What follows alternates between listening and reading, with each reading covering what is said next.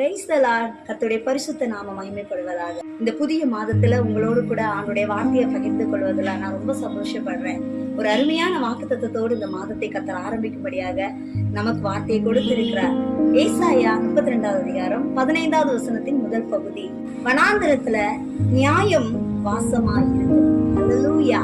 கர்த்தருடைய நாமம் மகிமைப்படுவதாக. வனாந்தரம் சொல்லும்போது ஒரு பாலைவனம். அந்த பாலைவனம் எப்படி இருக்குன்னு ரொம்பவே நல்லா தெரியும்.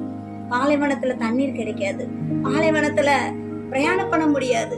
வனாந்தரத்துல பிரயாணம் பண்ணோம்னா அது ஒரு கஷ்டமான பயணம் தான். வனாந்தரத்தை போல இன்னைக்கு கஷ்டமான பாதைகள்ல நீங்க பிரயாணம் பண்ணி கொண்டு இருப்பீங்கன்னா, வாழ்க்கையில பல வருடங்களாக பல விதமான கஷ்டத்தோடு கூட நீங்க ஒவ்வொரு காரியத்திலும் ஜெயம் இல்லாம சோர்ந்து போய் பல கனவுகளோடு நீங்க ஆரம்பித்த காலங்கள்ல அது எல்லாம் இன்றைக்கு தோற்று போனதாய் ரொம்பவே கஷ்டப்பட்டு இருக்கீங்களா?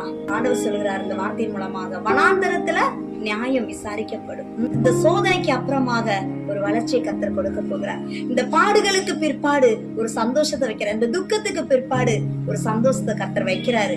கர்த்தர் இந்த வார்த்தையை உங்களிடத்துல அனுப்புகிறார். இந்த வார்த்தையின் மூலமாய் மகிமை வெளிப்பட போகிறது. நிச்சயமாய் இந்த வனாந்தரம் மாறும். இந்த வனாந்தரத்துல உங்களை விசாரிக்க யாரும் இல்லையா? நீங்க பாதுகாக்கப்பட முடியாம இருக்கிறீங்களா? கர்த்தர் சொல்றார் இந்த வனாந்தரத்துல உங்களுக்கு நியாயம் செய்யும்படியாய், உங்களை விசாரிக்கும்படியாக கர்த்தர் கடந்து வருகிறார். உங்க வாழ்க்கையில ஒரு ஒடுக்கத்துல இருந்து விசாலத்துல வைக்கும்படி, உங்களை ஆசீர்வதிக்கும்படியாக கர்த்தருடைய கரம் உங்கள் நடுவே நீட்டப்படுகிறது.